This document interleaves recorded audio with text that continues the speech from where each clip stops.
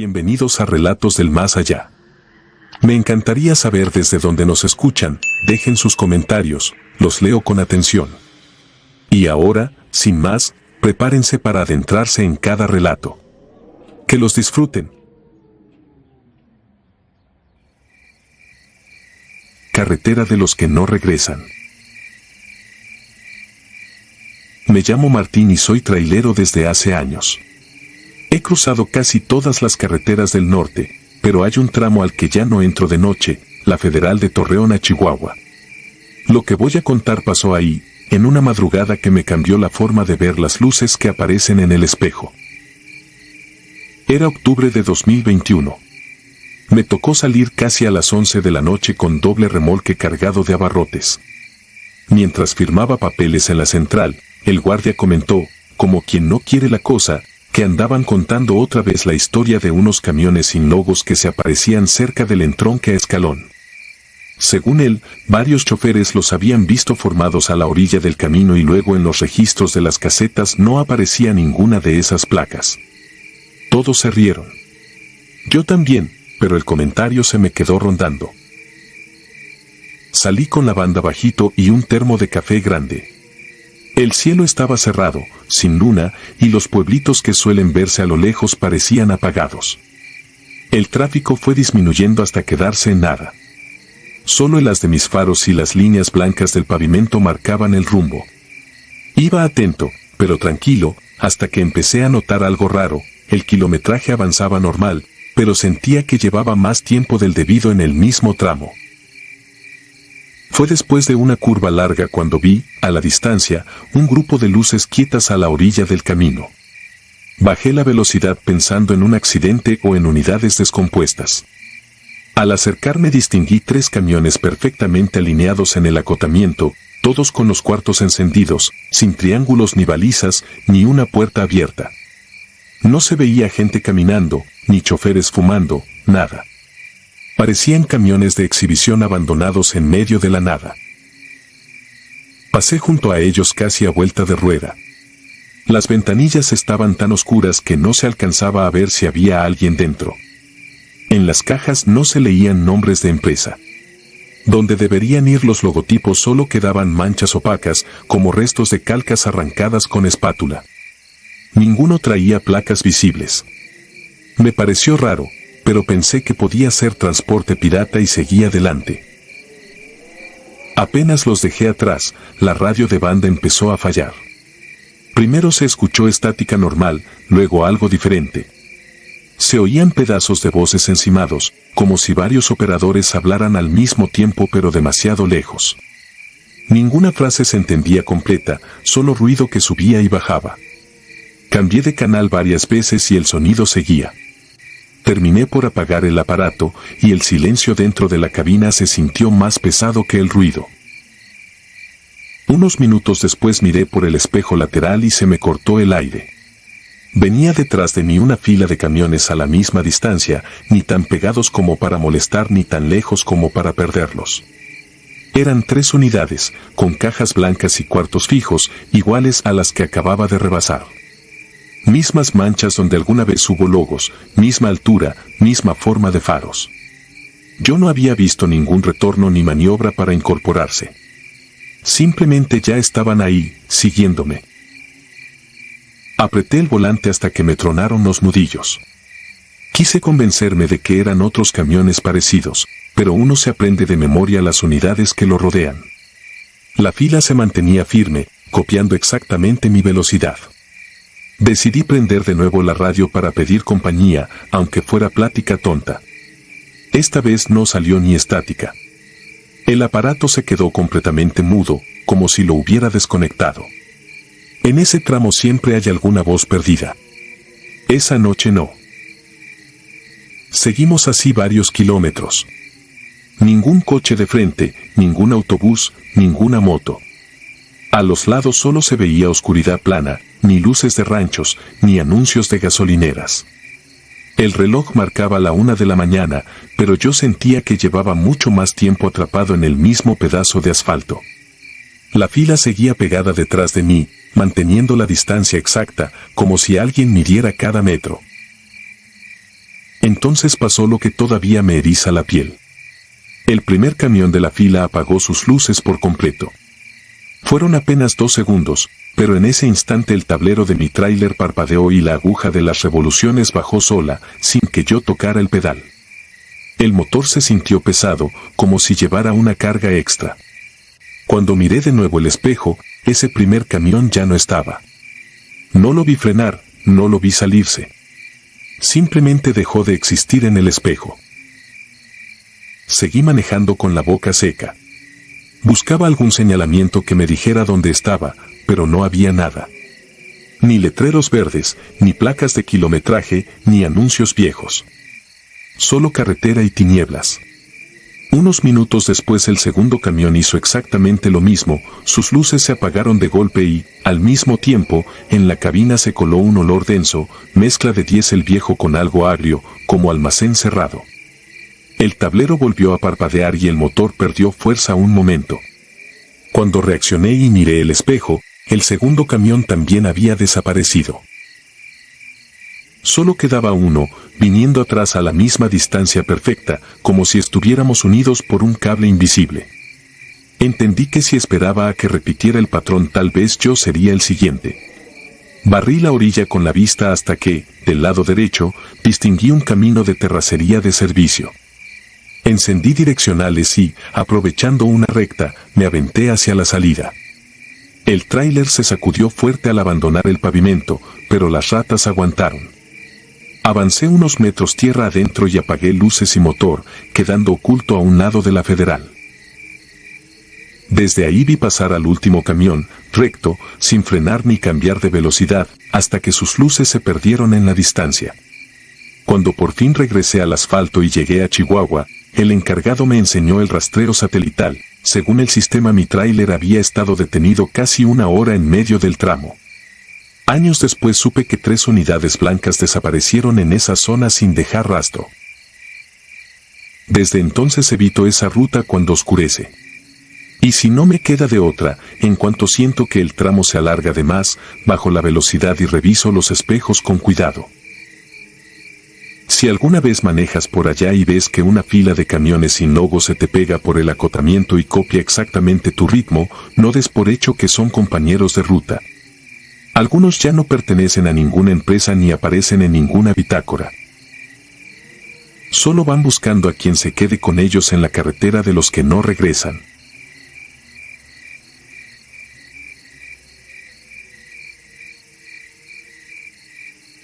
Kilómetro 214. Me llamo Mauricio y soy trailero desde hace casi 20 años. Lo que viví una noche en la ruta de Monterrey a Nuevo Laredo todavía me cuesta contarlo sin que se me entuman las manos. Era septiembre de 2019. Salí del patio en Apodaca cerca de las 11 de la noche con una caja seca cargada de autopartes. La orden era simple, pura autopista de cuota, sin libre, sin paradas, solo reportes en caseta. Desde la primera caseta el ambiente se sentía raro. El radio de banda ancha estaba encendido y nadie hablaba. Ningún chiste, ningún saludo, ningún reporte de tránsito. Miraba los espejos y venía completamente solo. Cerca del kilómetro 180 por fin vi luces traseras a lo lejos. Cuando me acerqué distinguí el logotipo de mi empresa, pero con el diseño viejo, el que dejaron de usar hacía años. Me fijé en la puerta trasera. A pesar de la distancia se alcanzaba a leer el número económico, 214. Sentí que el estómago se me cerraba. Esa unidad era la de Toño, un compañero que se perdió en esa misma ruta.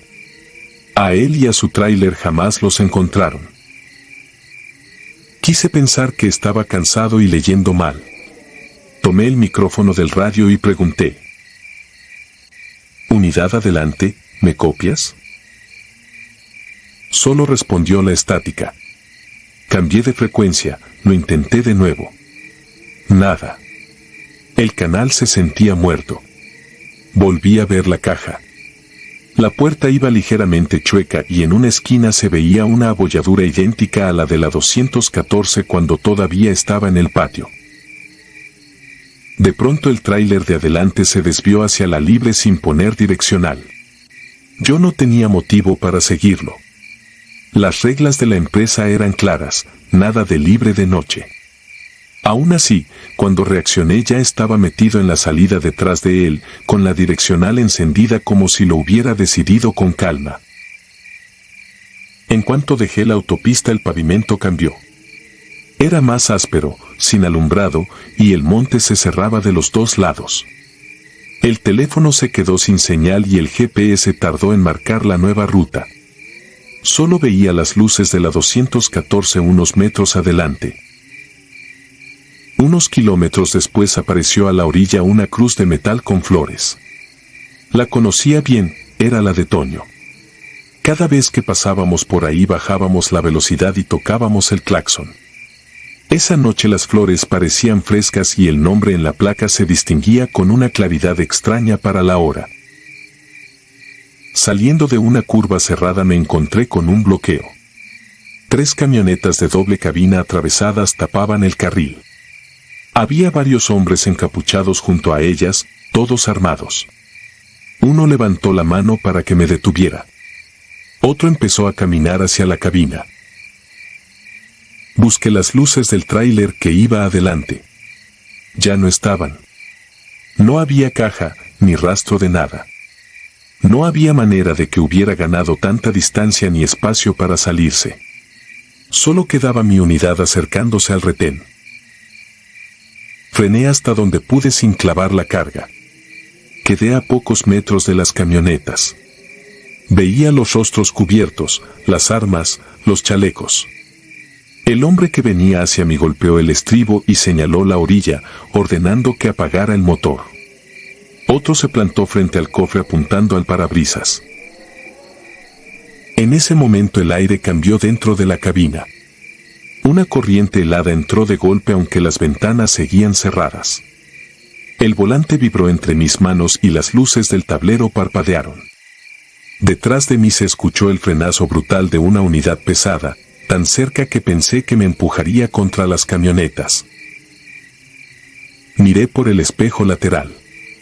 Pegada casi defensa con defensa había otra caja seca blanca idéntica a la mía. No sabría decir de dónde salió, no la vi en ningún momento del trayecto. En la esquina trasera alcanzaba a ver, bien marcado en negro, el número económico, 214. El ruido del motor era tan profundo que sentía la vibración en el pecho. Las camionetas comenzaron a pitar. Algunos hombres se hicieron a un lado de un salto. Otros se quedaron paralizados mirando hacia la parte trasera de mi tráiler. Uno cayó de rodillas en medio del camino. Escuché 2 golpes secos, fuertes, como si algo pesado hubiera embestido el bloqueo. Varias armas cayeron al suelo. El que estaba frente a mi cofre dio un paso atrás y terminó sentado sobre el asfalto. Los demás empezaron a correr sin orden, tropezando entre sí, intentando alejarse del frente de mi unidad. Volví a mirar el espejo. La caja blanca ya no estaba. Detrás de mí solo se veía el camino oscuro perdiéndose entre el monte. Ni luces, ni motor, ni rastro de otra unidad. La corriente helada desapareció y dejó un silencio espeso dentro de la cabina. No esperé a que reaccionaran. Metí primera y dejé que el tráiler empezara a avanzar. Pasé a centímetros de una de las camionetas. Nadie se puso enfrente. Escuché 1 o 2 disparos al aire, pero ya no frené. Solo respiré un poco más tranquilo cuando las luces del bloqueo quedaron lejos en los espejos. Encontré un entronque de regreso a la autopista y lo tomé sin pensarlo. En cuanto el teléfono recuperó señal empezaron a entrar notificaciones. Entre ellas había un mensaje de voz viejo, de un número que ya no debería estar en mi agenda, el de Toño. La fecha era de 3 años atrás. Le di reproducir. Se oía la voz de Toño con el ruido de carretera de fondo. Decía que, si alguna vez me mandaban por la libre de noche, no me detuviera en el kilómetro 214, que ahí nadie ayuda a los vivos. Llegué a Nuevo Laredo, entregué la carga y firmé los documentos como si nada. En la empresa revisaron el GPS. El reporte marcaba que nunca salí de la autopista, que todo el viaje lo hice por la cuota. Tampoco había registro de otra unidad de la empresa cerca de mí esa madrugada. Sigo manejando. Cada vez que paso por ese tramo bajo la velocidad y miro hacia el entronque de la Libre. Aún así, de vez en cuando, allá al fondo, me parece ver dos puntos de luz avanzando despacio, como esperando que alguien más vuelva a seguirlos.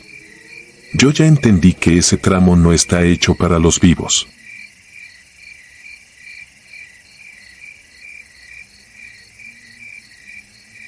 Kilómetros sin regreso. Me llamo Iván Villalobos y soy trailero desde hace más de 15 años. He rodado por casi todo México, pero la única vez que sentí que la carretera quería quedarme fue en la sierra entre Durango y Mazatlán. Desde esa noche no cruzo ese tramo después de las 8. Era septiembre de 2019. Salí tarde de Gómez Palacio con un full de abarrotes rumbo a Tepic. El cliente pidió entrega temprana y acepté avanzar de noche para ganar tiempo. No llovía, el cielo estaba limpio, pero la autopista iba casi vacía. Las pocas luces que veía desaparecían rápido entre curvas y túneles. Pasando uno de los puentes más altos, el marcador de diésel empezó a bajar de golpe.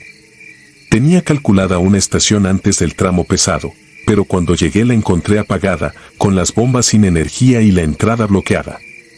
La radio del camión, siempre llena de voces, se quedó muda. Apagué la música y solo quedó el motor. Seguí unos kilómetros esperando que el consumo se normalizara, pero la autonomía del tablero descendía sin sentido. El GPS perdió señal y el celular marcaba solo la hora. A los lados no se veía ningún rancho ni una sola luz lejana. El aire dentro de la cabina se sentía denso, como si el tráiler trajera algo extra.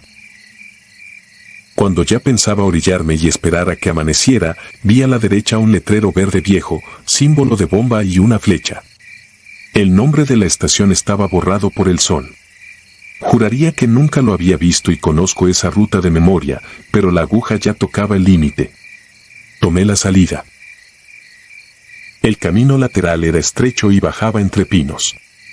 A los pocos metros se abrió un claro y apareció la gasolinera, 2 bombas, una tiendita y un patio de tierra compactada. Había 3 tráileres estacionados junto a la barda, alineados como en exhibición. Ninguna puerta abierta, ninguna luz en las cabinas. Me coloqué junto a una bomba y apagué el motor para ahorrar. En cuanto el ruido cesó, el silencio fue tan fuerte que me pitó el oído. No se oían grillos, ni perros, ni ventiladores de cajas refrigeradas. Solo el zumbido de las lámparas que parpadeaban de vez en cuando. Bajé de la cabina. El aire estaba frío y olía a combustible reciente, como cuando llenan varios tanques seguidos, pero el piso estaba limpio, sin ninguna mancha. Caminé a la tienda. La puerta de vidrio estaba entreabierta. La empujé, sonó una campanita y nadie respondió. Adentro, los estantes estaban llenos, pero todo parecía detenido en otra época. Había refrescos con etiquetas viejas, frituras de marcas que ya no se ve ni un calendario en la pared marcando un año que no era el actual. El refrigerador funcionaba, pero las botellas estaban acomodadas con una precisión rara, sin espacios vacíos ni productos fuera de lugar. Llamé al encargado un par de veces. Nadie contestó. Al asomarme a una puerta lateral solo vi un pasillo oscuro con más puertas cerradas. El cosquilleo en la nuca empezó a arder. Salí de nuevo hacia las bombas pensando en irme aunque fuera a vuelta de rueda, pero sabía que el tanque no me alcanzaría para regresar a la autopista y buscar otra estación. Me acerqué a la bomba para revisar si aceptaba pago directo. El marcador digital estaba en 0, sin venta reciente, pero el olor a combustible era tan fuerte que mareaba. Las mangueras colgaban y se movían apenas, como si las hubieran soltado hacía unos segundos, aunque el aire estuviera quieto. Entonces escuché un golpe metálico del lado donde estaban los otros tráileres, igual al sonido de una puerta de cabina al cerrarse. Me giré, aliviado de pensar que por fin vería a otro chofer, pero las 3 unidades seguían apagadas, cortinas corridas, ni una luz. Aún así, los pasos sobre la grava se acercaban hacia mí. De la sombra del primer tráiler salió un hombre. Pantalón de mezclilla, camisa de trabajo, gorra. Lo que me heló no fue él, sino la unidad estacionada detrás. Era un Kenworth blanco con franjas azules y un número económico que conozco de memoria. Había pertenecido a un compañero que se fue por un barranco en esa misma sierra en 2014. Yo estuve en su funeral. El hombre no me miró. Caminó directo a la bomba contigua, levantó la manguera y la apoyó sobre un punto del aire, como si ahí hubiera tanque. El marcador empezó a correr litros, la bomba hacía su sonido normal y la manguera se tensó adoptando la forma de algo invisible. Yo seguía clavado en el piso. Quise hablar, pero la boca se me secó.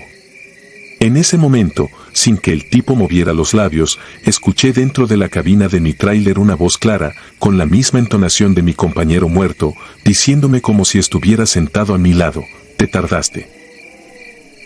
Las piernas se me aflojaron. Miré al segundo y al tercer tráiler. También los reconocí. Uno era de una línea de Monterrey que desapareció con todo y chofer. El otro, de una empresa de Guadalajara que salió en notas por un siniestro rumbo a la costa. Ahí estaban, completos, con los logotipos intactos, cubiertos por una capa pareja de polvo. La radio del camión, que había estado muda, se encendió sola. Desde la cabina apagada empezó a salir estática fuerte y, entre ese ruido, se colaron voces. Reportes de ubicación, claves, apodos, alguien diciendo que ya casi llegaba a casa, otro pidiendo que, si dejaba de contestar, avisaran a su familia. Voces montadas unas sobre otras, sin pausa. Encima de la cabina escuché pasos avanzando por el toldo. No había techos ni ramas que explicaran ese ruido. Los pasos se fueron hacia la caja, recorrieron toda la longitud del tráiler y se detuvieron a la altura de las puertas traseras. El aire en la espalda se volvió helado. Sentí, sin verlo, que algo se había acomodado ahí, pegado al metal. Busqué con la mirada un pueblo cerca, una casa con luz, cualquier cosa. Fuera del círculo de la gasolinera solo había oscuridad compacta. Miré de reojo el vidrio de la tienda y en el reflejo vi, por un instante, varias siluetas recargadas en mis defensas y en las llantas. No alcancé a contarlas. Parpadeé y ya no estaban. De pronto, sin que yo tocara la llave, el tablero del camión se encendió. El indicador de diésel subió de golpe hasta casi lleno. Escuché el sonido del seguro de la puerta levantándose solo. Entendí que, fuera lo que fuera eso, esperaba que yo subiera y siguiera el recorrido con lo que ya venía trepado en la caja. Reaccioné por instinto. Me lancé a la cabina, cerré la puerta y ahora sí metí la llave. El motor encendió a la primera, pero sonaba forzado, como cuando llevas más peso del permitido. Metí velocidad y salí de la isla sin voltear a la tienda ni a los otros tráileres. Solo quería ver de nuevo los señalamientos de la autopista. Al tomar el camino de regreso sentí que el claro se alejaba demasiado rápido. Cuando me reincorporé al carril de alta, miré el reloj del tablero, habían pasado 15 minutos desde que tomé la salida. El cronómetro del viaje marcaba más de una hora detenido. El GPS recuperó señal y me colocó varios kilómetros adelante del puente donde yo recordaba haber visto el letrero. Al revisar por el espejo, el tramo de barra metálica era continuo. No había camino lateral, ni anuncio, ni nada. Entregué la carga a tiempo, pero desde esa noche reviso el tanque como maniático antes de entrar a esa sierra. Si algún compañero me pregunta por estaciones en ese tramo, solo le digo que desconfíe de las que están demasiado solas y demasiado limpias. No les cuento todo, pero sé que hay una gasolinera que no aparece en los mapas, donde se juntan las unidades que nunca llegaron a su destino y donde alguien sigue cargando viaje tras viaje, esperando a los que dejamos que la aguja baje demasiado en el kilómetro sin regreso.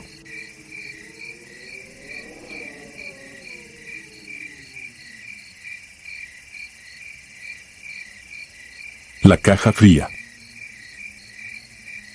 Me llamo Miguel y llevo más de 15 años manejando tráiler en las carreteras de México.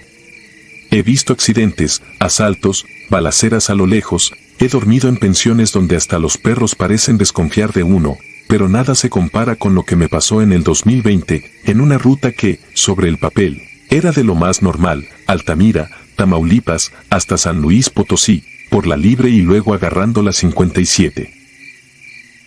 Ese día estaba en un comedor frente al puerto industrial, desayunando huevos con frijoles y tortillas recién sacadas del comal. El calor desde temprano ya pegaba fuerte y el ruido de los tráileres entrando y saliendo era como un zumbido constante. Tenía el celular en la mesa cuando entró la llamada de un número desconocido.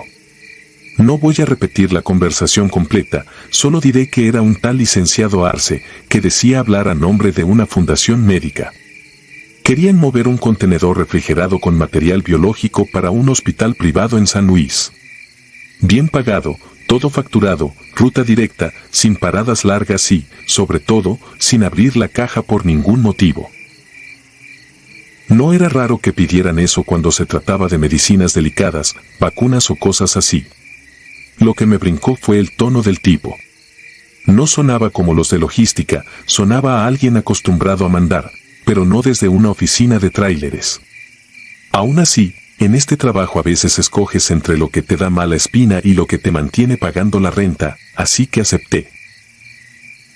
En el patio donde cargan los contenedores me estaba esperando una caja refrigerada blanca, alta, con el motor del frío apagado.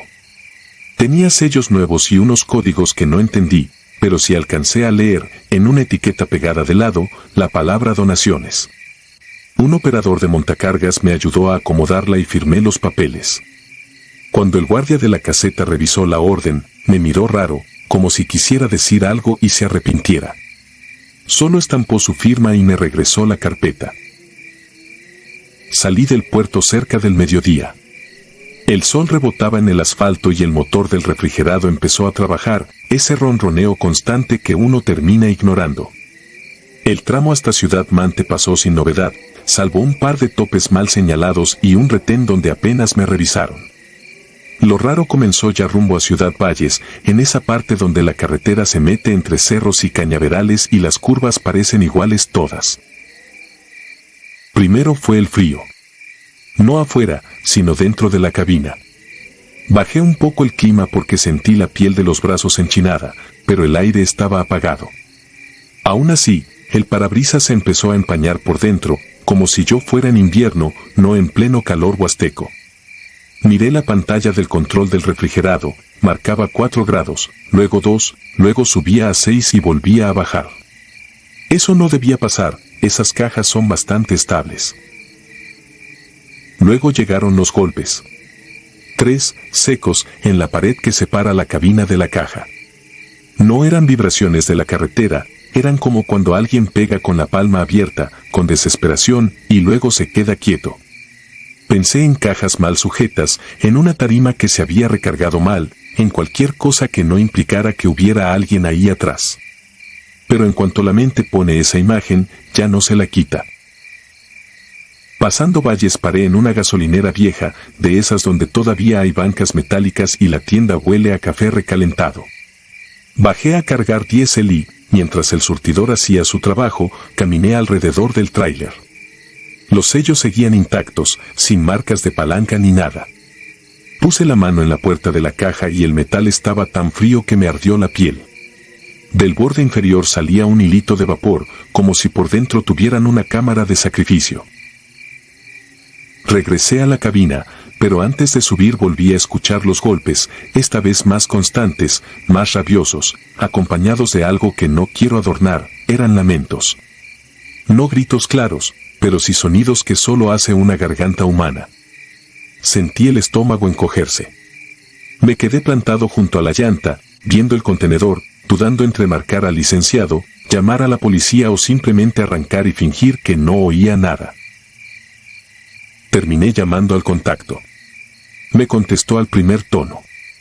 Le dije que el control marcaba temperaturas extrañas y que había ruidos. Se hizo un silencio pesado y luego habló con voz muy baja, como si le molestara tener que explicarse. Dijo que eran restos de donadores, que la caja iba llena de bolsas con material, que no me espantara, que a veces el plástico y el metal hacían ruidos raros con el frío. Pero yo sé distinguir un gemido de un crujido de plástico.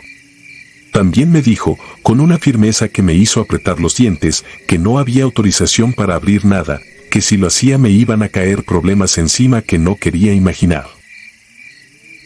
Colgamos y me quedé solo con el sonido del motor, con la carretera al frente y esa caja helada atrás. Pude haberme regresado al puerto, pude haber dejado la unidad en la gasolinera y largarme, pero no lo hice. Era de noche ya cuando crucé Río Verde. El tramo hacia San Luis es largo, recto y solitario. A esa hora solo van autobuses y unos cuantos tráileres cargados igual que yo, con historias que nadie pregunta. Los golpes se transformaron en algo peor. Empezó un golpeteo constante, como si adentro hubieran muchas manos pegando al mismo tiempo, y entre ese ruido se colaba la vibración de algo arrastrándose. El volante me sudaba en las manos y tenía la mandíbula tan apretada que me dolía la cabeza.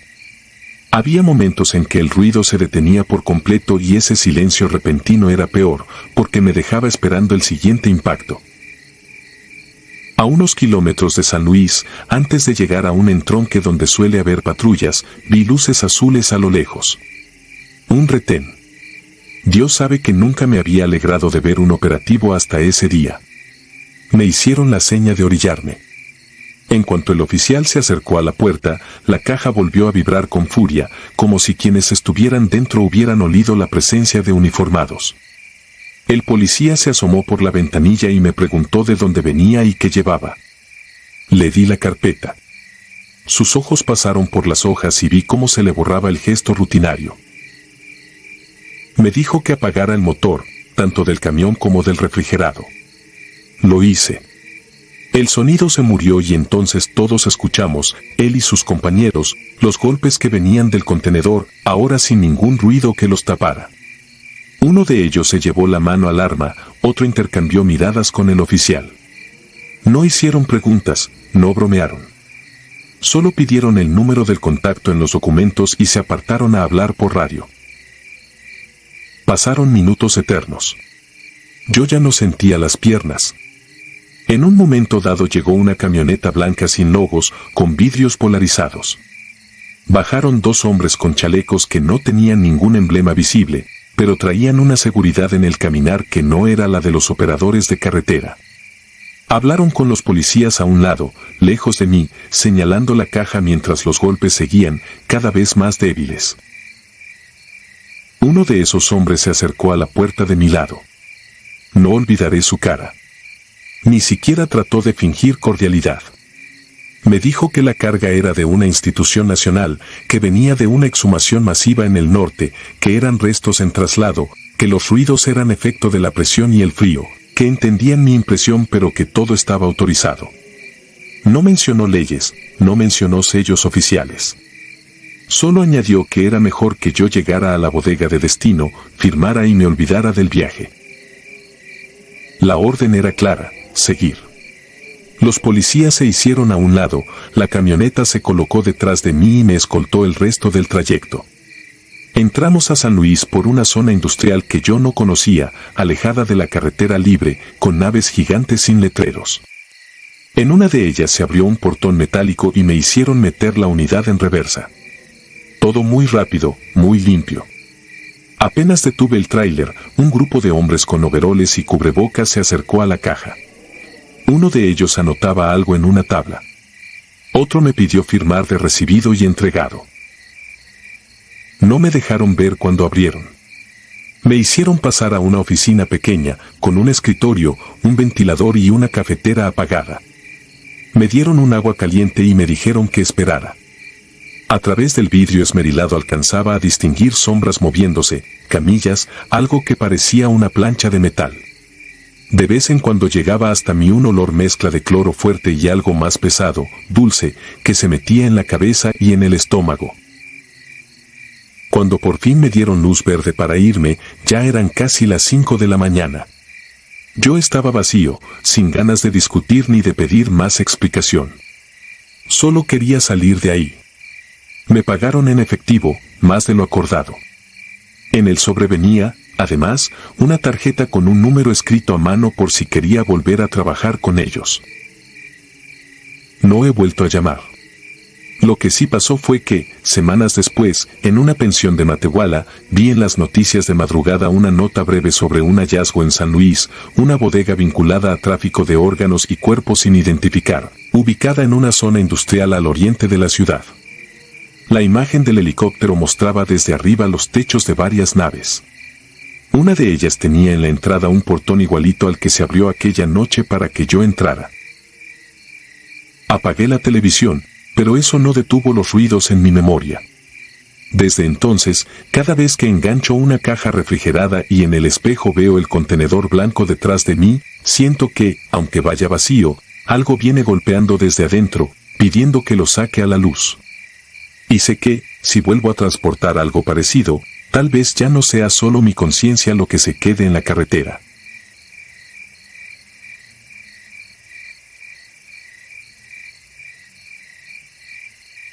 El último aviso. Me llamo Ulises Carrasco y nací con diésel en la sangre. Mi bisabuelo movía mercancía en camiones de redilas, mi abuelo cambió a Thornton, mi padre subió a quinta rueda. Yo heredé el mismo camino, a pesar de haber visto sus manos temblar cada vez que recordaba la carretera federal 175, entre Oaxaca y la Sierra de Juquila, donde perdió a su mejor amigo una noche lluviosa de 1994. El peso de aquella historia se convirtió en una advertencia familiar, pero nada me preparó para lo que viví 14 años después. Era septiembre de 2008 y la temporada de exportación de aguacate había explotado. Llevaba 3 jornadas de doble turno, durmiendo apenas en las gasolineras. La empresa me asignó un viaje urgente de Tepic a los corredores frigoríficos de Oaxaca. Unos 1050 kilómetros entre autopista, brechas de terracería e interminables curvas de montaña. Salí al anochecer, necesitaban la caja refrigerada al amanecer del día siguiente. Comí 2 burritos fríos, llené un termo con café negro y me encomendé al soundtrack de mi radio viejo para no caer en microsueños. La primera parte fue monótona, autopista recta, casetas vacías, niebla ligera. En Zapotlanejo sorbí el último trago de café y, con la adrenalina cayendo, sentí los párpados convertirse en plomo. Mi mecánica de supervivencia era clara, parar solo donde hubiera más tráileres, luces y gente despierta. Sin embargo, al llegar a la desviación de Mitla, vi el letrero oxidado de una cachimba improvisada, con el reflector amarillo colgando y 3 unidades estacionadas. El cansancio me obligó a entrar. El lugar era apenas un terraplén recién aplanado, con un baño portátil, un tambo de aceite convertido en fogón y un viejo contenedor usado como oficina. Apagué motor, abrí el camarote y me dejé caer sobre la litera con el vaivén del motor aún vibrando en los huesos. Debí de haberme quedado totalmente dormido, porque la alarma del celular me despertó como un trueno, 3:38 de la mañana. El silencio afuera era espeso y sentí la urgencia de volver al volante antes de que el sueño me venciera otra vez. Estiré la espalda, abrí la puerta y, justo cuando mi bota tocó el estribo, alguien golpeó suavemente la lámina. Una sombra de estatura baja y complexión delgada me hizo dar un paso atrás. Bajé el cristal un par de centímetros y distinguí a un hombre de rostro afilado, barba blanca de 3 días y chaqueta verde militar deslavada. Llevaba una gorra de lona con el logo de una línea de transportes que desapareció décadas atrás. Sin saludar, habló con un tono ronco pero calmado. No salgas aún, muchacho. Faltan unos minutos para que la niebla abra. Aquella voz me erizó el cuello. Intenté justificarme, balbuceando que el horario era apretado. Él no discutió, solo señaló con el índice hacia un Kenworth rojo aparcado a 30 metros. Luego se llevó 2 dedos a los labios en un gesto de silencio y se esfumó tras el contenedor como si la oscuridad lo absorbiera. Me quedé inmóvil. Ni un sonido de pasos, ni el chasquido de la grava. Quise salir a buscarlo, pero pensé en los asaltos y decidí bloquear la puerta. Apreté el volante con sudor frío hasta que observé que el conductor del Kenworth encendía luces, hacía un par de maniobras y tomaba la salida hacia la carretera. Los otros 2 tráileres permanecieron apagados, sin señales de vida. Esperé 5 minutos, tal vez 7, escuchando mi respiración rebotar en la cabina. Ninguna otra sombra apareció. El instinto me dijo que partiera, y así lo hice. Aceleré con cuidado, cruzando la brecha de tierra que conectaba con la Federal. La niebla era densa como humo de diésel mal quemado, las luces largas devolvían un muro blanco. Avancé en segunda, tercera, 1 kilómetro quizá. Cuando por fin la bruma empezó a disiparse, distinguí destellos rojizos intermitentes en la curva que desciende al cañón de San José del Pacífico. Al acercarme, entendí que el resplandor venía de un triángulo de emergencia volcado. Un tráiler bloqueaba 2 carriles, cabina incrustada en el muro rocoso, defensas retorcidas. El motor aún zumbaba en agonía.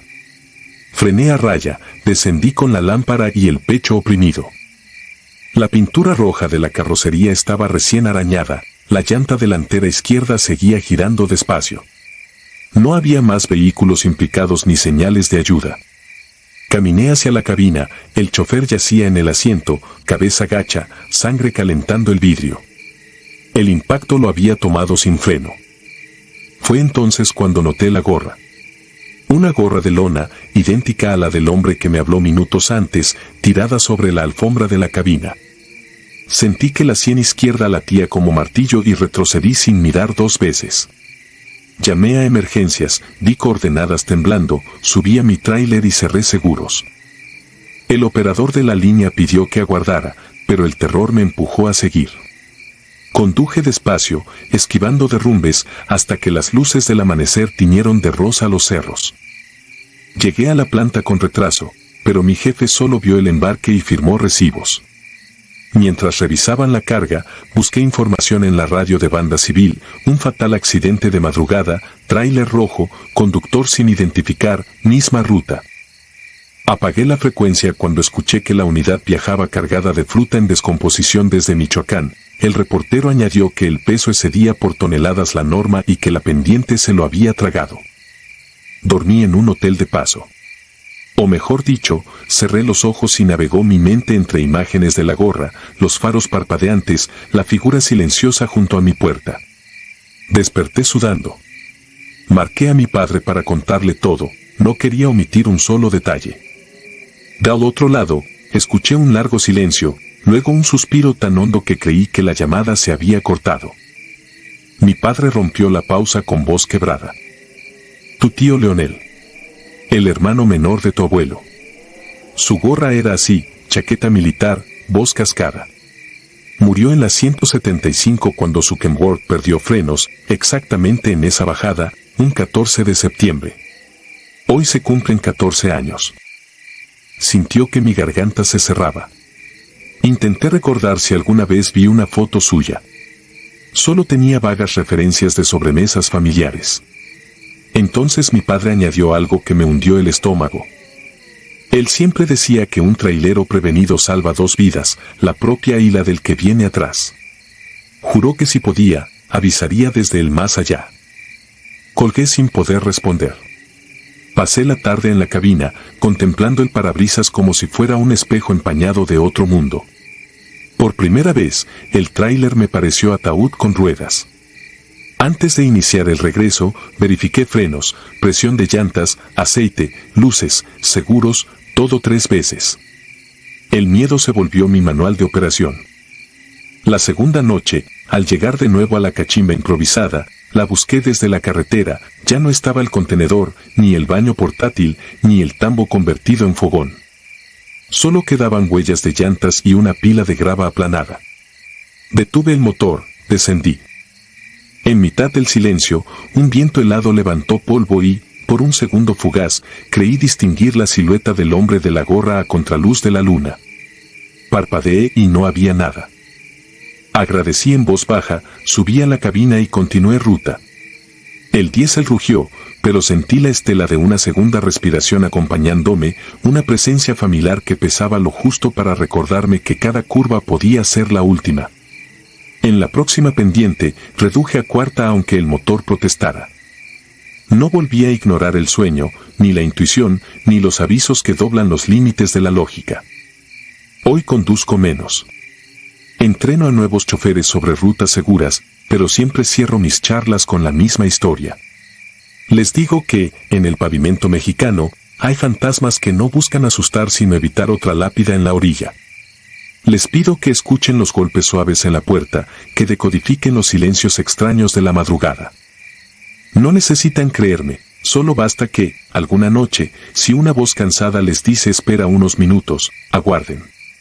Quizá así salven la suya y la de alguien que venga detrás, porque en la 175, el último aviso puede llegar desde un rostro ya olvidado.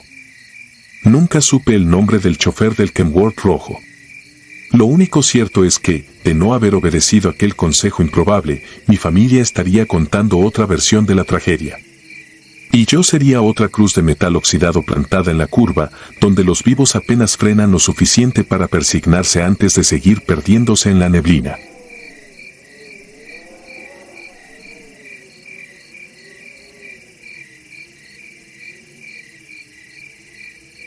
Convoy de humo. Nunca he sido hombre de supersticiones. Mi nombre es Francisco Andrade y desde 2018 manejo para Tesoro del Norte Logística, una compañía que mueve víveres y refacciones entre Sonora y Chihuahua. Aquella madrugada de octubre yo llevaba 40 toneladas de azúcar cruda rumbo a Parral. Para recortar tiempo decidí internarme en un camino de terracería que parte del kilómetro 183 de la carretera federal y serpentea por la Sierra Tarahumara. Lo había usado un par de veces con luz de día, de noche era otra cosa. La luna menguante apenas alumbraba las curvas, y la neblina bajaba en hilachas que se pegaban al parabrisas como telarañas húmedas. Aún así, puse música norteña en la cabina, ajusté los espejos y me dejé envolver por el traqueteo constante de los neumáticos sobre la grava suelta. Después de 2 horas sin ver faros ajenos, las pestañas me pesaban. Me mantuve despierto con tragos de café recalentado. Fue entonces cuando el radio chirrió, un susurro sin frecuencia clara, seguido por un silencio eléctrico que me erizó el cuero cabelludo. Pensé que era interferencia, la serranía a veces brinca señales de minas cercanas.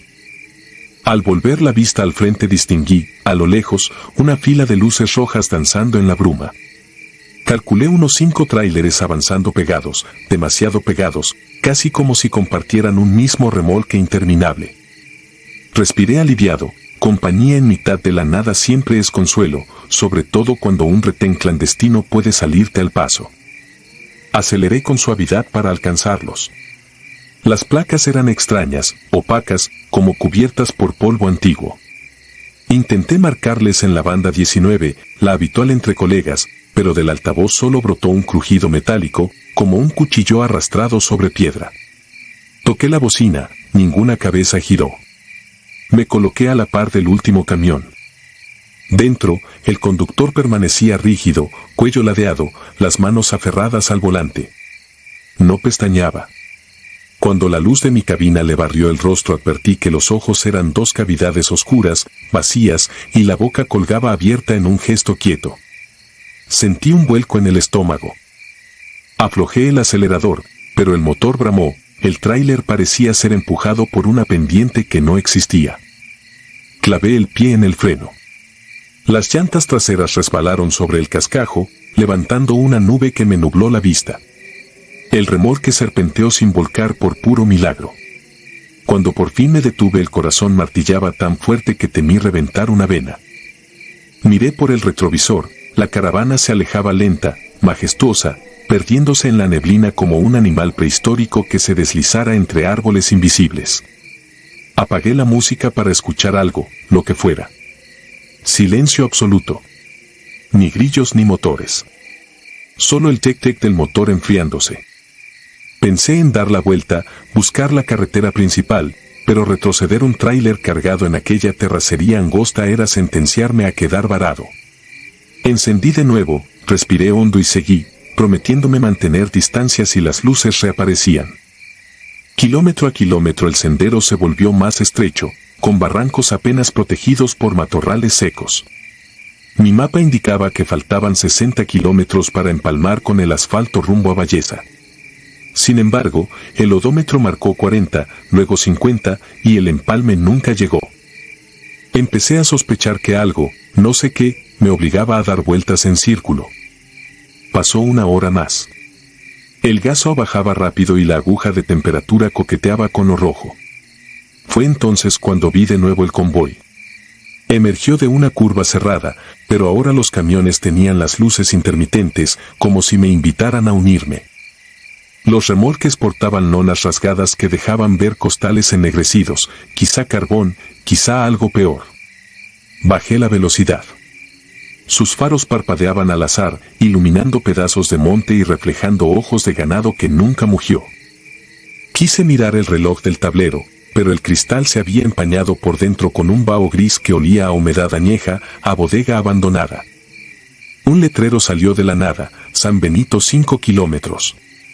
Conocía aquel pueblo fantasma, desapareció tras un deslave en 1993. No debería haber señalización reciente. Apreté el paso, ansiando cualquier rastro humano. A menos de 1 kilómetro los tráileres giraron por un desvío que no recordaba. Al pasar junto a la entrada distinguí un escudo pintado en la pared derruida, un águila bicéfala rodeada por cadenas. El dibujo estaba fresco, como recién pintado con grasa. Sentí un impulso irracional de seguirlos, como si una fuerza invisible jalara el volante. Me negué. Tomé la ruta principal y dejé que la clausura de Breña se tragara aquel desfile imposible. Creí haber escapado, pero al crestear la próxima loma mi cabina se inundó de olor a diésel quemado, tupido, asfixiante. El motor rateó y se apagó. Inercia pura me permitió estacionarme junto a una roca. Afuera la niebla era tan espesa que la linterna apenas vencía 1 metro de oscuridad. Abrí el cofre, todas las mangueras parecían intactas. Al volver al asiento descubrí que el parabrisas resumaba agua turbia, como si lloviera adentro. Encendí el radio, mudo, marqué al despacho con el satelital, pero solo recibí estática que se mezclaba con un murmullo lejano. Parecía coro de niños repitiendo una letanía incomprensible. Decidí esperar el amanecer. Me recosté detrás de los asientos y cerré los ojos. No sé cuánto dormí. Desperté sudando frío al sentir que alguien se subía al estribo. El tráiler se balanceó como golpeado por viento fuerte. De reojo vi una silueta en la ventanilla, sombrero de ala corta, chaqueta empolvada, rostro borroso. El cristal se empañó formando letras que se escribían solas: sigue la fila. Grité, giré la llave y el motor rugió al primer intento, algo imposible después de pararse sin combustible. Aceleré sin mirar atrás, escuché el chasquido de metal contra metal, como cadenas arrastradas, pero no frené.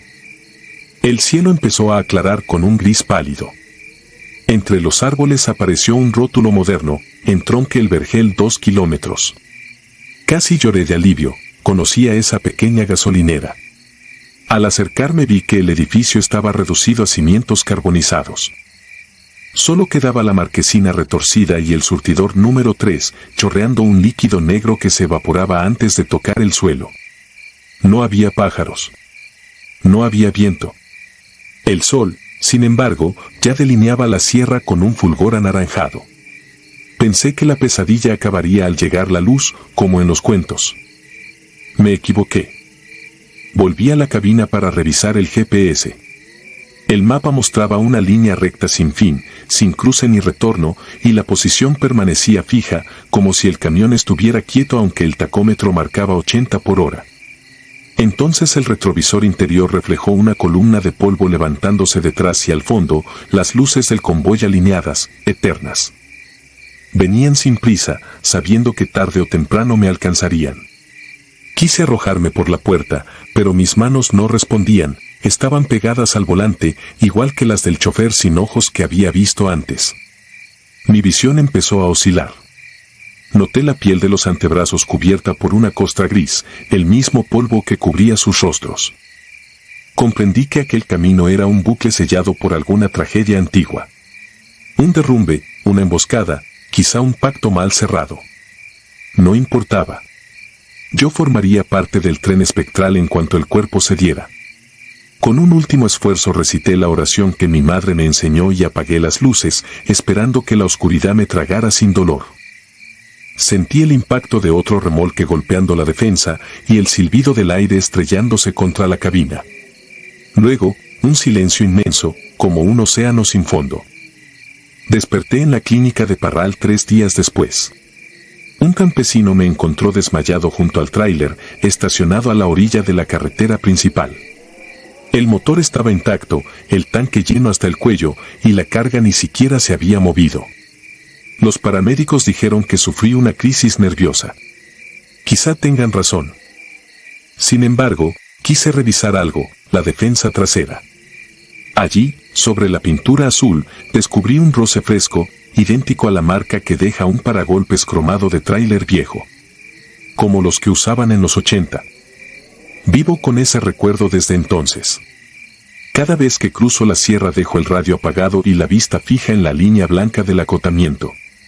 No importa la premura del viaje ni el pago de las horas, jamás vuelvo a internarme por caminos de terracería después de la medianoche. Aún así, en las madrugadas claras puedo jurar que veo un resplandor rojo anaranjado flotando detrás de los pinos y, a veces, cuando la neblina baja súbita, el tacómetro tiembla sin explicación. Entonces rezo, acelero y me aferro a la idea de que el asfalto, la línea recta y el bramido del motor todavía me pertenecen. Porque sé que, en algún recodo sin nombre, el convoy fantasmal guarda un espacio vacío en su fila. Un espacio que lleva mi nombre y la fecha de aquella madrugada en que quise cortar camino y descubrí que algunas rutas no llevan a ningún sitio, excepto al miedo que no te deja volver a dormir.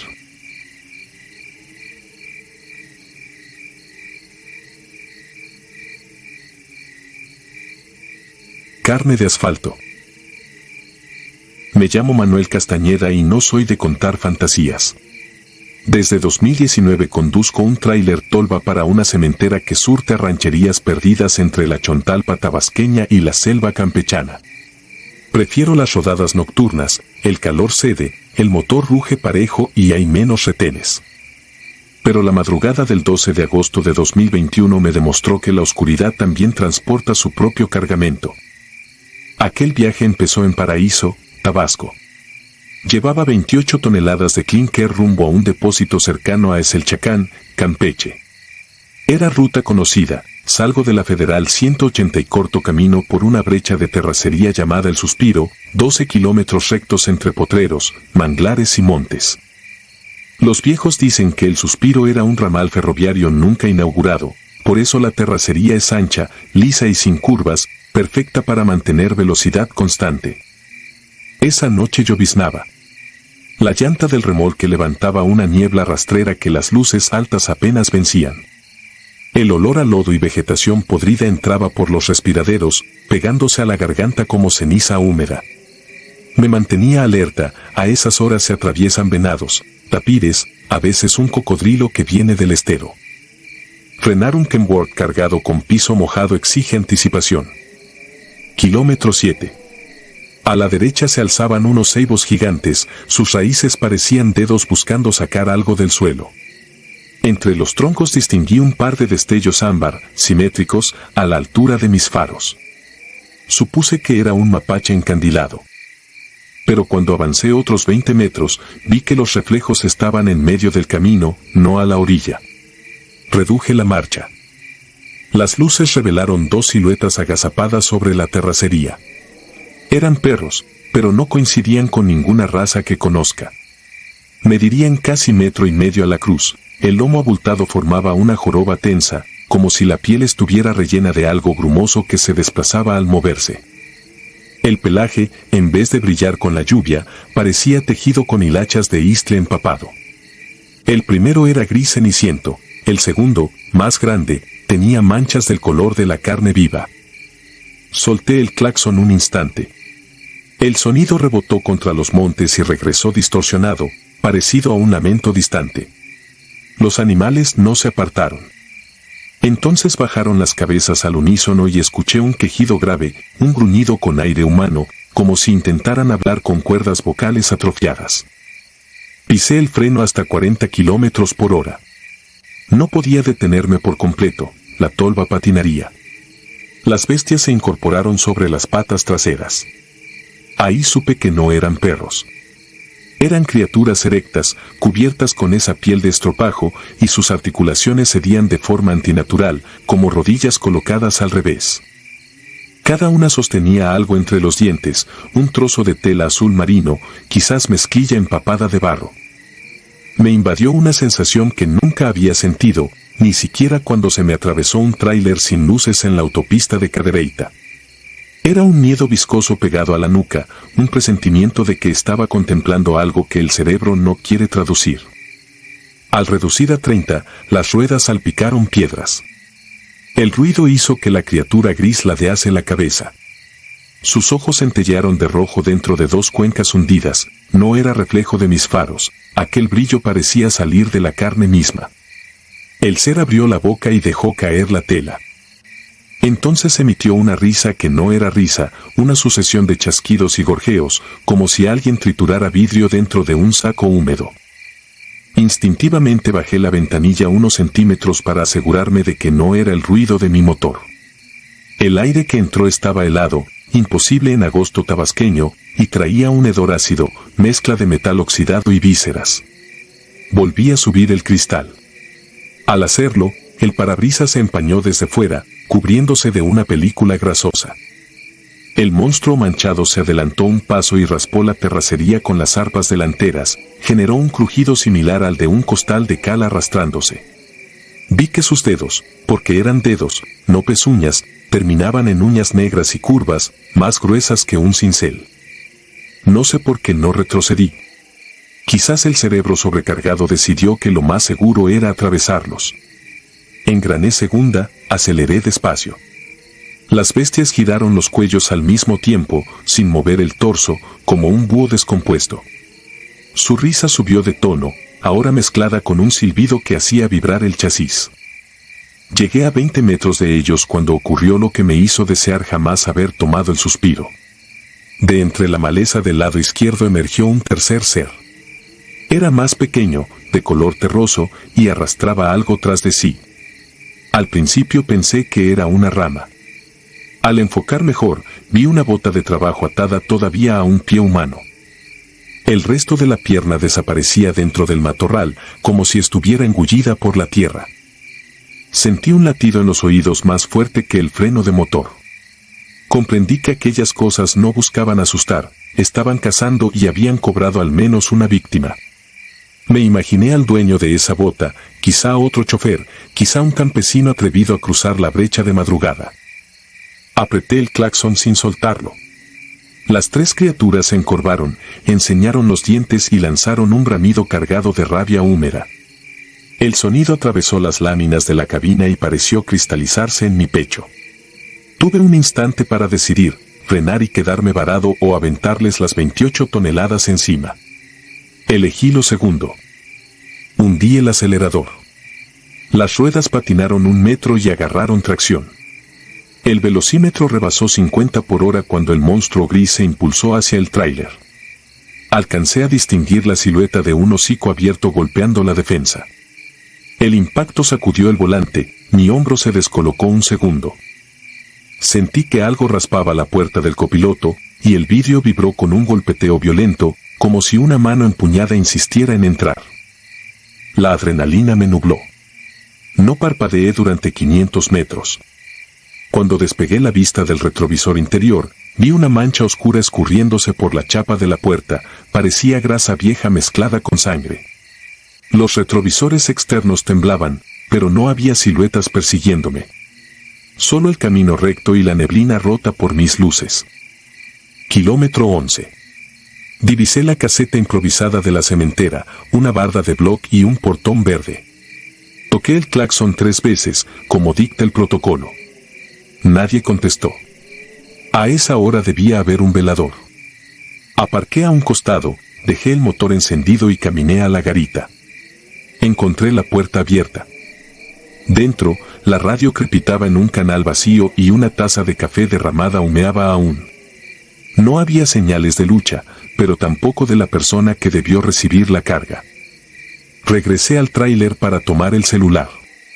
Al encender la linterna, noté huellas frescas sobre el barro junto al remolque, impresiones alargadas, con 4 dedos, rematados en puntas que habían penetrado casi 5 centímetros. Alrededor de las marcas, la tierra parecía haber sido removida por raquíticas manos que escarbaron sin rumbo. Marqué al supervisor. La llamada no entró. Decidí retirar el camión hasta la carretera principal y esperar a que amaneciera. Metí reversa con cuidado. Al retroceder, los faros iluminaron algo sobre la barda, un trozo de mezclilla clavado en la arista superior, chorreando marrón oscuro. Recordé la tela que las criaturas traían en la boca. Sentí la sangre bajar hasta las rodillas. Salí de nuevo a la 180 y conduje sin detenerme hasta Champotón. Entregué el cargamento al día siguiente, en pleno sol, con un equipo distinto. Cuando reporté la ausencia del velador, la empresa dijo que lo había dado de baja una semana atrás. Según ellos, la obra llevaba días suspendida. Nadie supo explicarme por qué aquella caseta estaba abierta, ni de quién era la taza de café todavía tibia. Pasé 3 semanas sin dormir más de 2 horas seguidas. Cada vez que cerraba los ojos escuchaba el crujir de vidrio molido y veía las siluetas erguidas sobre la brecha, riéndose con esa mueca que no pertenece a nada vivo. Renuncié a los viajes nocturnos. Ahora solo manejo con la luz del sol, aunque el calor achicharre los amortiguadores. Algunas noches me llama Chema, un chofer viejo que jura haber visto hombres chaneque devorando ganado en la laguna de Términos. Le conté lo mío. Guardó silencio unos segundos y soltó: no son perros ni son gente, compa. Son carne de asfalto, criaturas que el monte engorda con el miedo de los que lo cruzan. Luego colgó como si nada.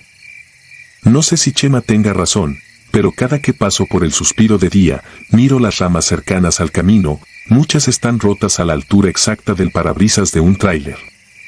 Como si algo demasiado alto para ser perro y demasiado torpe para ser hombre se hubiera arrimado demasiado a la bestia de metal, buscando la sal de nuestra piel, oliendo el cansancio de quienes vivimos detrás del volante. Desde esa madrugada entiendo que la selva no termina donde empieza la brecha ni donde la terracería se funde con el asfalto. En la penumbra, la línea entre camino y monte se difumina. Y lo que acecha en esa frontera no respeta la lógica ni la misericordia. Yo sigo rodando, sí, pero llevo siempre un bidón extra de diésel, por si alguna noche, en medio de ningún lugar, vuelvo a encontrarme con esos ojos ardientes que se alimentan de nuestras luces, de nuestro ruido y de nuestro pulso. Porque allá afuera, donde las señales de tránsito se oxidan, la carretera también muerde.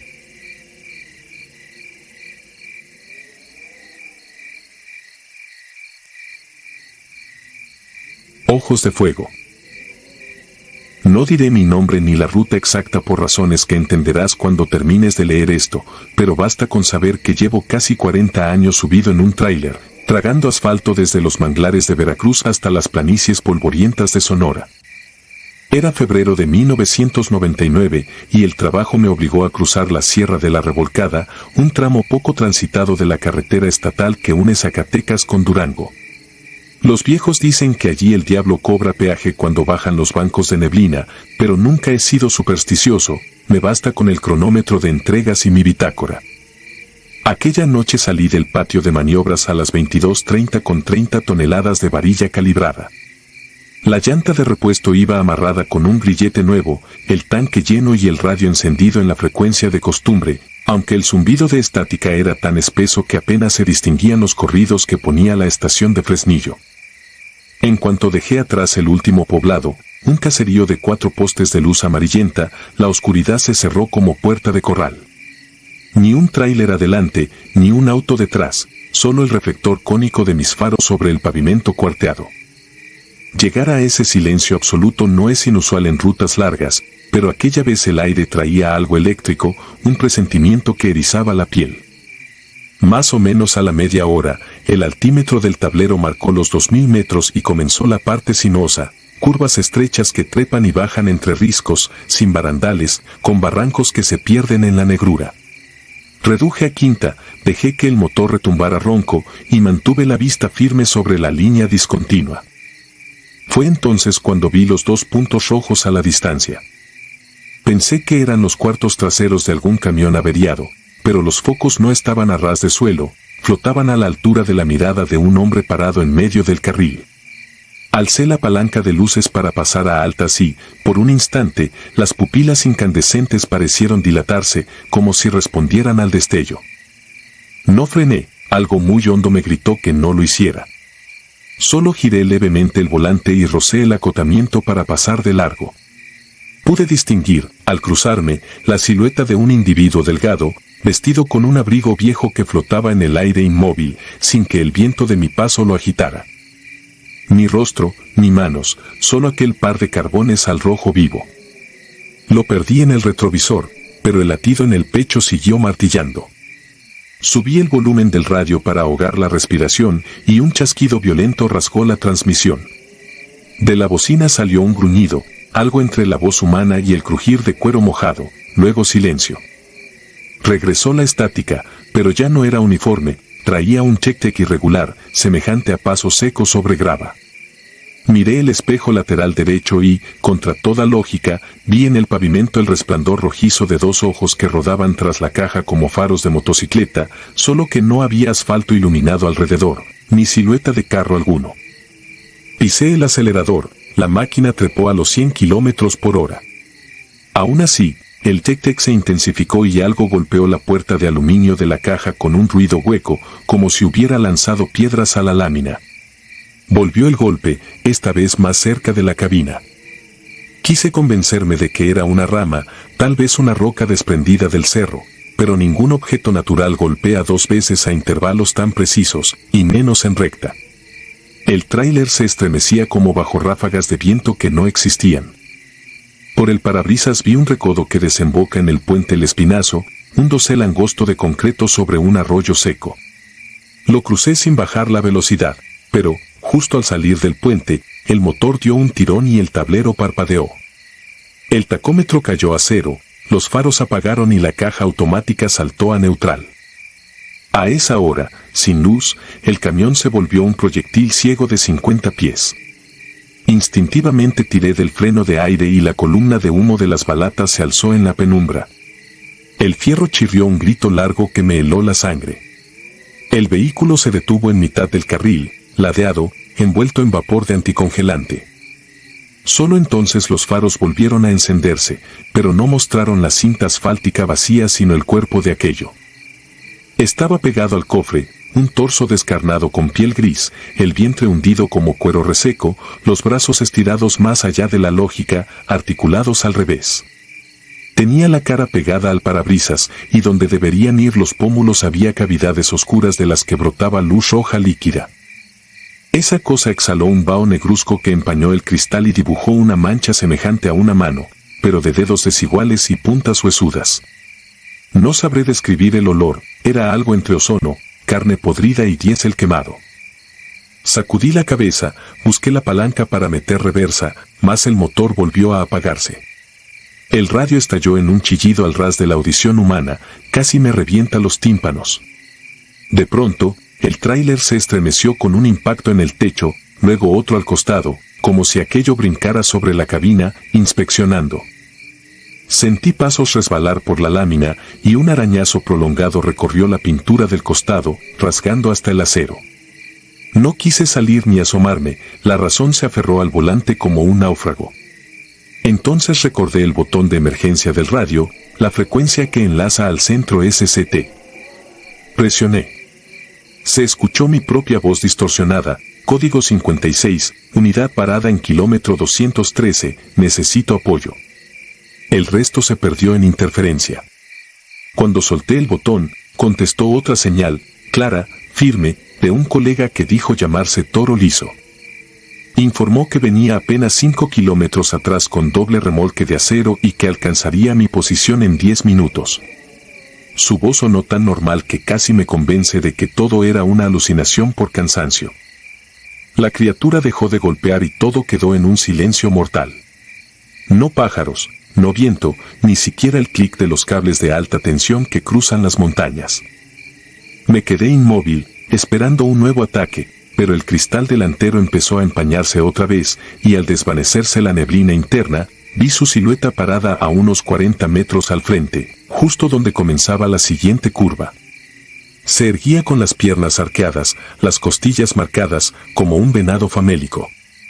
La luz de mis faros rompió su contorno y pude ver que no tenía párpados, solo dos huecos de fuego que giraban en direcciones distintas, como un gato rabioso enjaulado. Las ruedas traseras del camión crujieron cuando dejé caer el freno de mano, temblaba tanto que necesité ambas manos para empujar la palanca. El motor arrancó de golpe, casi sin mi intervención, como si alguien hubiera girado la llave por mí. La aguja de las revoluciones trepó hasta el rojo y sentí que me arrastraban. No fui yo quien pisó el acelerador, el pedal se hundió solo, obligándome a aferrarme al asiento. El tráiler se lanzó contra la figura, y por una fracción pensé que la atropellaría. Pero aquello dio un salto lateral imposible y desapareció en la maleza, con un chillido que no era humano ni animal. Pasé sobre la línea de asfalto vacío y continué cuesta arriba, el motor rugiendo como si alguien jalara los cordones de gas a fondo. A los pocos minutos vi las luces de frente de Toro Liso. Nos hicimos señas con los faros y conectamos por radio. Quiso saber qué demonios me había pasado. Decía que olía caucho quemado a 500 metros. Le pedí que no bajara la velocidad y que me mantuviera cubierto hasta la caseta militar que quedaba casi 20 kilómetros adelante. Mientras él me hablaba, supe que la estática se había ido, solo quedaba la voz amiga y el traqueteo de sus ejes. Volví a respirar. A las 07 cruzamos la garita de seguridad de la Colorada. El retén estaba iluminado y los soldados salieron a revisarnos al notar los rayones profundos en la pintura. Les dije que un toro se había estampado contra la caja, historia común que evita preguntas. Cuando apuntaron sus linternas, vi marcas de dedos, 5 y hasta 6 juntas, largas, brillantes como limados con metal. El soldado más joven quiso meter el dedo en uno de los surcos, le advertí que no lo hiciera. Olían a fierro oxidado y a algo peor, un tufo dulzón que recordaba la sangre coagulada. Toro Liso y yo tomamos café en termos y contamos chistes forzados para disipar el temblor de las manos. Él no vio la criatura, pero juró que, poco antes de alcanzarme, su retrovisor captó un destello rojo que se desvaneció al momento de rebasarme. Después de la caseta nos separamos, él giró rumbo a Mazatlán, yo seguí hacia Gómez Palacio. Antes de despedirnos, me recomendó pasar por la bendición de los camioneros en la parroquia de los Santos Mártires, allá por el bulevar principal. Prometí hacerlo y, aunque no creo en santos, cumplí al llegar al amanecer. Cuando entregué la carga, el perito de la empresa revisó la lámina y concluyó que tal vez había ocurrido un ataque con varillas o con ganchos de arrastre. Acepté el dictamen sin discutir. Firmé papeles, me pagaron el viaje y me fui al hotel de paso. Esa noche, al acostarme, cerré los ojos y el cansancio me venció al instante, pero apenas entré en el sueño, un chirrido de radio me despertó con la piel cubierta de sudor frío. Era mi propio receptor portátil, guardado en la mesilla, nadie lo encendió. La estática dibujaba un patrón, tic-tic, tic-tic, como pasos en grava. Apagué el aparato, lo envolví en una toalla y lo tiré al bote de la basura. A la mañana siguiente lo encontré otra vez sobre la mesa, limpio, con las baterías nuevas. Lo llevé hasta un contenedor industrial y lo lancé dentro. No regresó. Sin embargo, desde aquel viaje, cada vez que cruzo un tramo nocturno muy solitario, percibo en el espejo la brasa de 2 puntos rojizos a la distancia. Nunca se acercan, nunca se alejan completamente. Son un recordatorio de que hay rutas donde la carretera no es el peligro principal, sino lo que camina, o corre, sobre ella sin necesidad de ruedas. No sé qué vive entre los riscos de la revolcada. Solo sé que se alimenta de luces, de motores calientes y del miedo de los choferes que pecamos de exceso de confianza. Y, si de algo sirven mis palabras, que sirvan de advertencia, cuando veas 2 faros flotando a la altura de un hombre en una vía desierta, no frenes, no toques la radio, no tomes café siquiera. Solo pisa el acelerador con todo lo que tengas y reza para que la siguiente curva no sea la última que iluminen tus faros.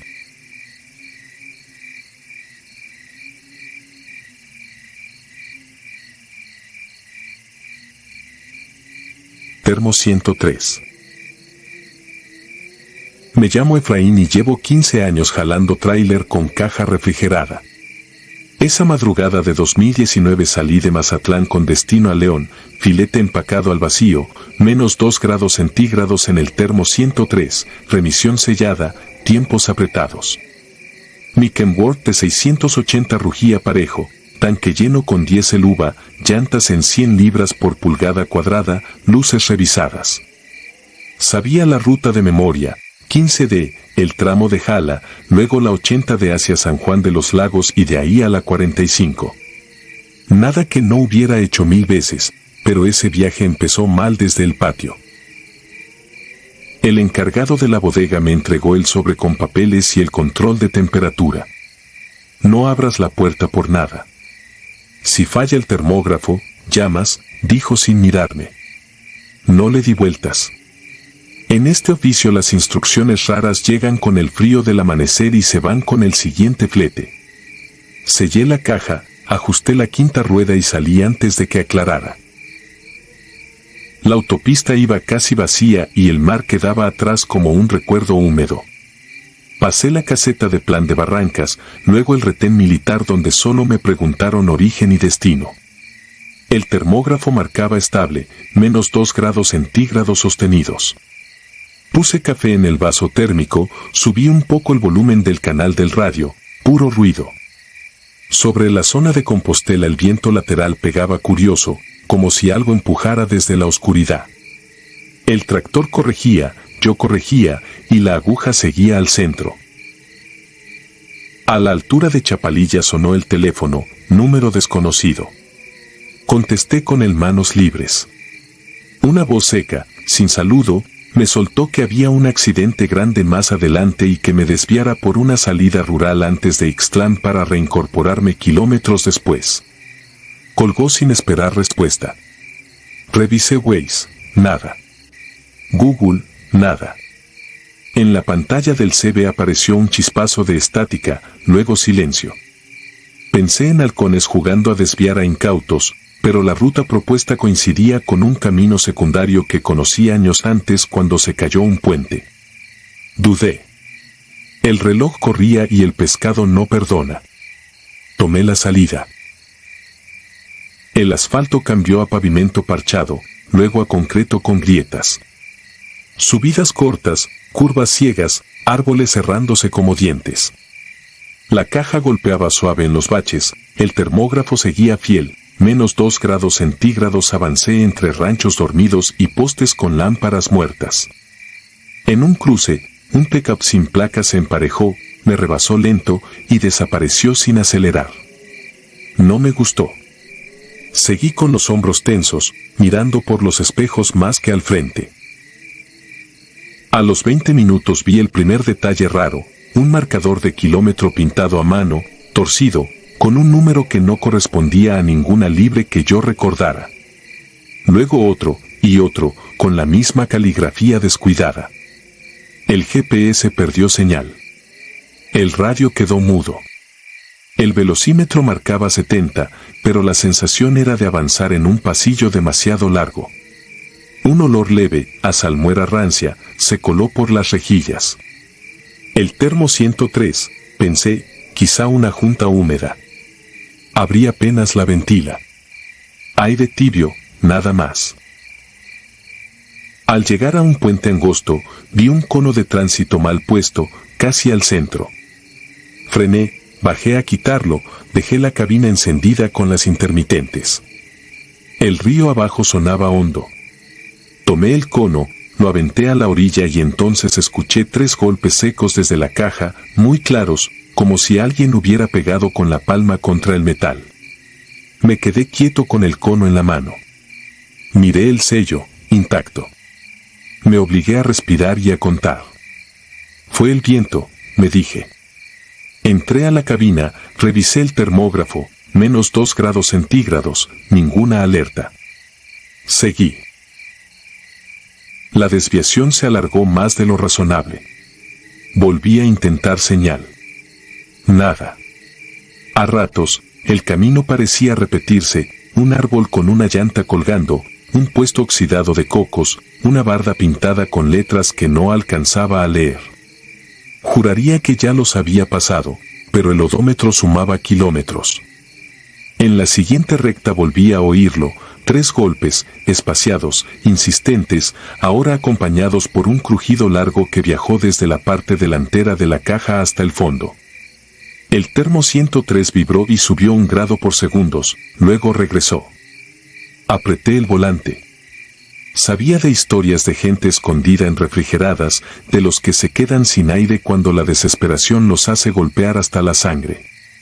Pensé en el sello, en la remisión, en la voz del encargado, no abras. Tomé la decisión de buscar la siguiente explanada para parar y hablar con quien fuera. A la vuelta apareció una gasolinera vieja, sin marca, con 2 bombas y una tienda apagada.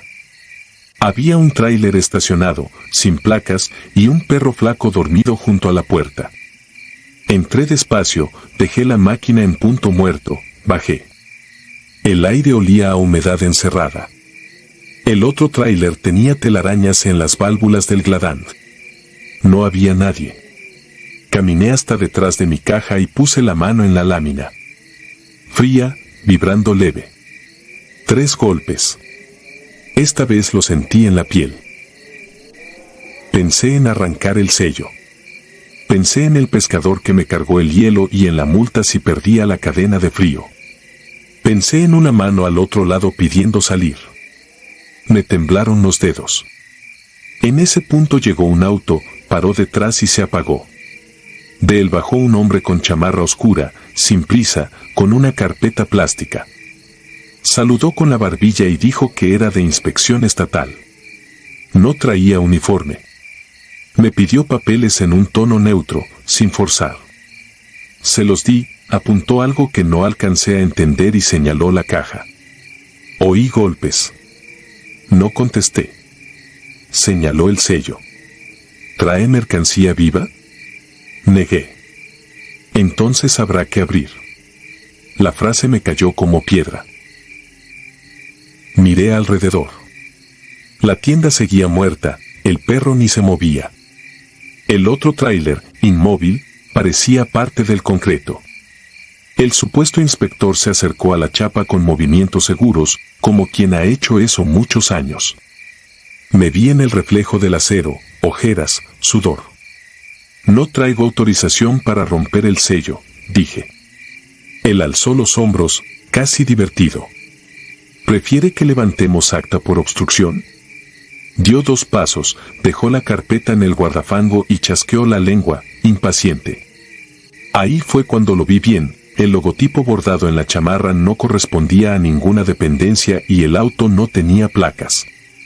Lo supe sin necesitar más, ese hombre no había llegado a ayudar a nadie. Regresé sin correr a la cabina y eché a andar. El hombre alcanzó a golpear el estribo con la palma, escuché un insulto, luego su auto encender y quedar atrás por la grava. Salí de la gasolinera con el corazón acelerado. El camino pareció encogerse. Detrás, las luces del inspector se sostuvieron unos segundos y luego se perdieron. Adelante, por primera vez en esa desviación, vi lo que parecía una autopista iluminada. Respiré. Los golpes se detuvieron. Me incorporé a la 80 a la altura de un entronque que no supe ubicar. El GPS volvió a la vida. El mapa me situó a varios kilómetros de donde calculaba. Pasé una caseta con solo 2 carriles abiertos. Al llegar, los de la Guardia Nacional me marcaron que me orillara para revisión. No protesté. Pedí que, por favor, fueran ellos quienes abrieran si era necesario. Uno revisó el sello y habló por radio. Otro me pidió que pusiera neutral y apagara. El frío del termo 103 salía por las juntas como aliento. Cortaron el sello con una cizalla y levantaron la puerta. Una nube de vapor nos envolvió. Dentro, las tarimas lucían en orden, los paquetes de filete apilados, el piso blanco con pequeñas gotas congeladas aquí y allá. Nada fuera de lugar salvo una marca repetida en la lámina interior, a la altura de la mitad de la caja, 3 círculos difusos, uno junto al otro, como si hubieran apoyado una mano en guante y la hubieran retirado antes de que el hielo los fijara. Los guardias se miraron entre sí sin comentar. Yo me quedé mirando ese patrón mientras el vapor se dispersaba. Nos pasaron a báscula, revisaron los números, tomaron fotos. Me dejaron ir con la advertencia de no volver a salir de autopista por recomendaciones anónimas. Antes de cerrar, uno de ellos rozó con el dorso de la mano la lámina interior. «Está muy frío», dijo, más para sí que para mí. Bajó la puerta. Sellaron con otro número y me devolvieron los papeles. Llegué a León al atardecer. En la descarga, el encargado comprobó la temperatura de pulpa, perfecta. Firmó sin mirarme. Yo apenas pude sostener el bolígrafo. Esa noche, en el hotel de siempre, me quedé oyendo el aire acondicionado como si fuese el mismo termo 103. Cerraba los ojos y veía 3 círculos difusos en metal helado. Intenté explicar la desviación, el falso inspector, los kilómetros desaparecidos. Todo podía entenderse por riesgo de carretera, por crimen, por mala suerte. Lo que no puedo explicar es por qué, desde entonces, cada vez que me toca refrigerada y me detengo a medianoche en un puente o en una gasolinera sin nombre, el viento vuelve a golpear la caja 3 veces, espaciado, con una paciencia que no es humana. No he vuelto a contestar llamadas de números desconocidos. No he vuelto a tomar desvíos que solo existen para quien quiere perderse. Sigo conduciendo. Sigo entregando. Y cada vez que miro por el espejo y la lámina tiembla, me repito lo mismo: no abras. No abras. No abras. Porque no siempre es mercancía lo que uno jala en la madrugada. A veces, sin saberlo, llevas algo que aprendió a viajar con el frío y encontró tu ruta. Y no se baja. Nunca se baja.